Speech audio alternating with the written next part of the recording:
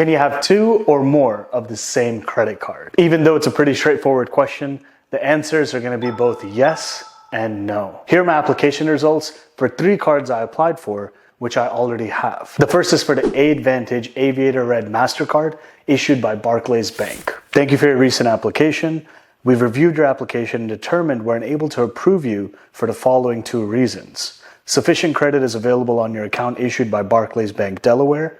And second, our records show that you already have or had the maximum allowable numbers of this product with us. I've already had the Aviator Red for multiple years now, and I have other cards by Barclays Bank, so I understand the sufficient credit provided by them, yet that second point seems like I'm not able to get a second Aviator Red. They also didn't run my credit.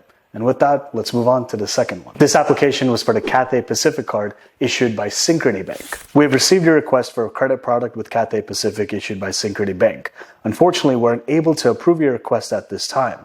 Your request was denied for the following reason: previous application approved. Around 5-ish years ago, I applied and got approved for the Cathay Pacific credit card. And in that same time frame, I canceled it along the way. Yet recently, I applied for it again, and I also got approved.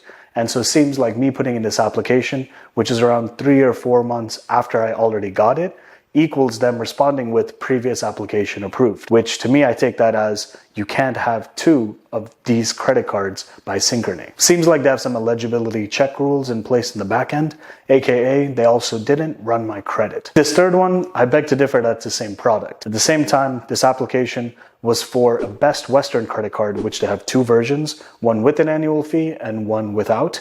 I already have the one with an annual fee, so this application was me going for the no annual fee version just to get a few more Best Western points. Your request for a credit card account was carefully considered.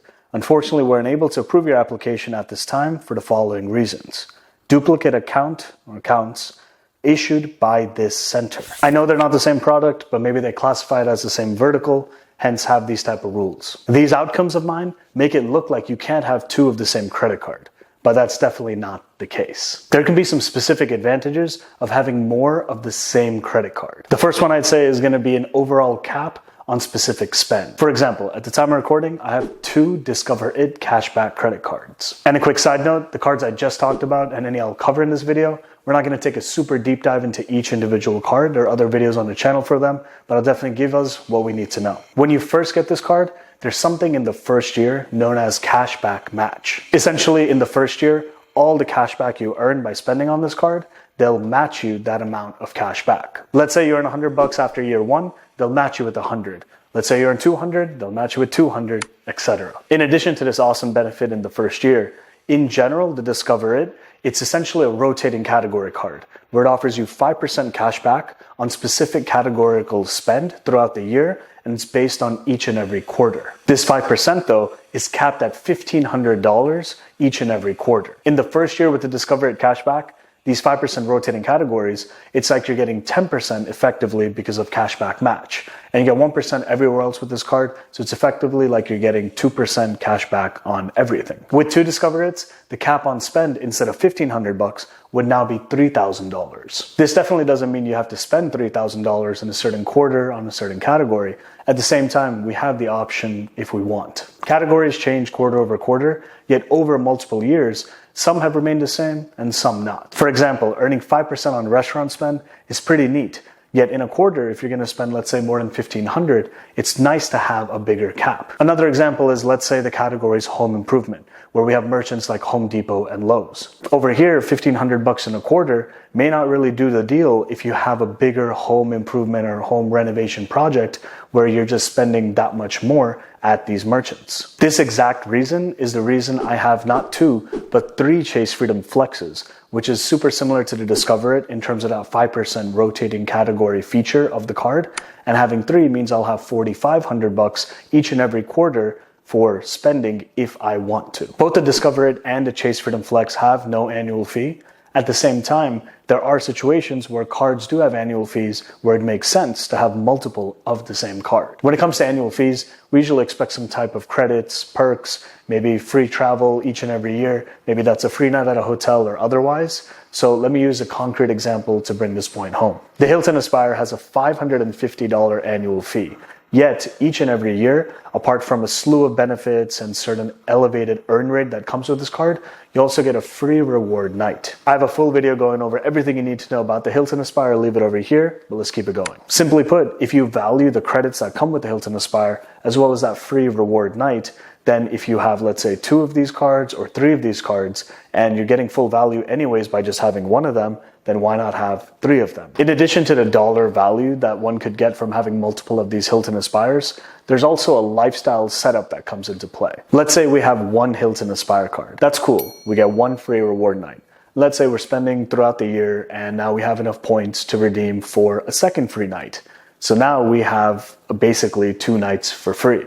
At the same time, let's say my trip, it's a 3-night stay, and I don't really want to move to a different hotel. At the same time, I don't want to pay cash for that third rate. In this situation, having multiple Hilton Aspires could also allow you the opportunity to book that same property multiple nights in a row by utilizing those free reward nights. I'm using the Hilton Aspire specifically in this example, but you can use this type of strategy or thought with other cards in the market. There are many issuers that don't allow us to have the same product, and some that just don't care. More than that, they're probably cool with you having 2 of the same version, but how you get it is important. Whether it's the Discover It Cashback or Chase Freedom Flex, this is how I got multiple versions of the same card. And right before that, I want to point out some reasons where it doesn't make sense to have multiple of the same card. Let's say we have the option of having 2 Chase Sapphire Reserves or 2 Chase Sapphire Preferreds. Without having any prior knowledge of these cards, what I can say is that they have an annual fee, they have some type of credit/perks, but their multipliers,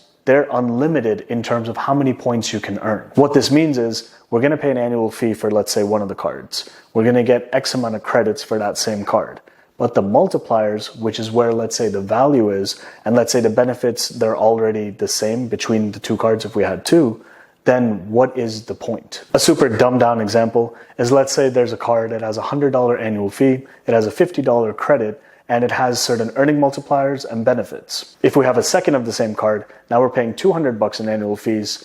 Yeah, we're getting $100 in credit, but with the multipliers being the same and the benefits the same, there's really no extra leg up of having the second card. And if anything, you're trying to get the $100 for that second card in terms of the annual fee recouped through your spending, which you didn't even need to go through the whole kind of circle to get to this conclusion. Essentially, if you got to run your credit to get a hopeful approval of a second version of the same card, and it really makes no sense for you to have it, then there's really no point in all of this. A very niche use case, which doesn't really work out, is something I'll debunk as follows. With the 3 Chase Freedom Flexes I have, there's a feature known as Chase Offers. If you know any cards by American Express, it's known as Amex Offers. These are essentially certain deals with certain merchants where, let's just say, hey, you get 10% back up to $100 in spend with a certain hotel merchant. These 3 Chase Freedom Flexes have no annual fee. And in theory, I would also think from my side that, hey, if I have a lot of Chase Offers on, let's say, 1 Chase Freedom Flex, I should have these same ones on the other 2.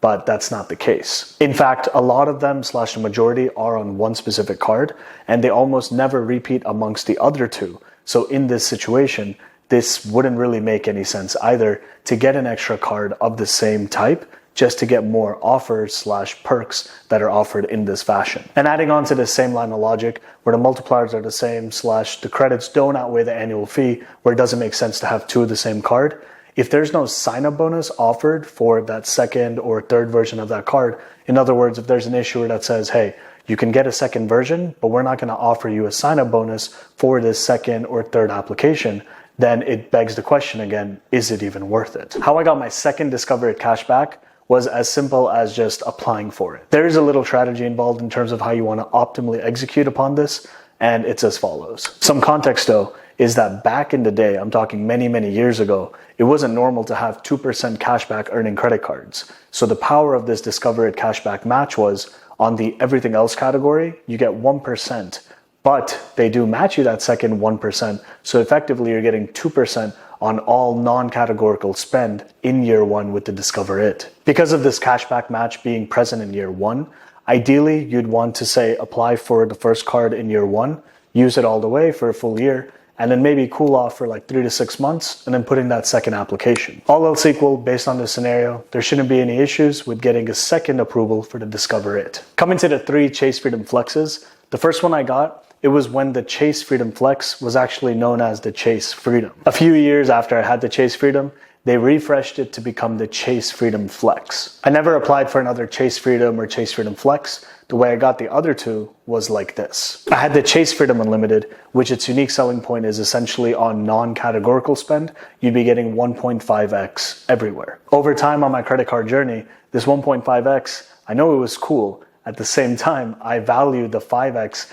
given through the Chase Freedom Flex's rotating categories more. Like this, I did a product change to go from the Chase Freedom Unlimited to the Chase Freedom Flex. Now with the total of 2 so far, this is how I got the third. Today, there's something known as the 1 Sapphire rule, which essentially says, hey, you can only have either the Chase Sapphire Preferred or the Chase Sapphire Reserve. Before this rule came out, I had both the Sapphire Preferred and Reserve at the same time. I primarily got the Preferred to hit another bonus. At the same time, going forward after year 1, there wasn't really a lot of value to keep the Chase Sapphire Preferred and Reserve at the same time. Given this, I product change again from the Chase Sapphire Preferred down to the Chase Freedom Flex, which is how I got 3 Chase Freedom Flexes. When it comes to a product change, there's typically no impact to your credit because they're basically just taking the same already approved credit limit and just transferring it over to a different product name. In other words, they're not extending you new credit in order to pull your credit to understand, can they give you more credit? In theory, I could have 4 Chase Freedom Flexes like someone else I know.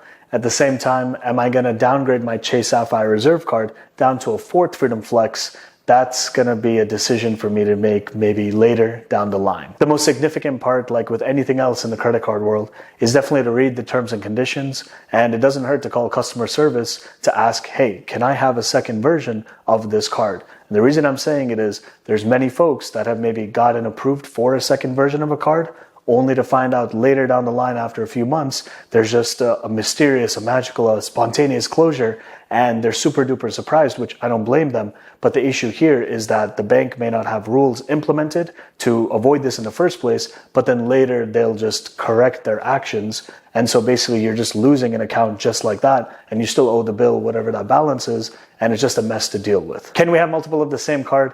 The answer is clearly yes, with the big asterisk saying it's gonna depend on the issuer. And mentioning the Chase Sapphire Reserve, I've had it over 7+ years since the very first day it launched. I share my experience over here. I'll see you there.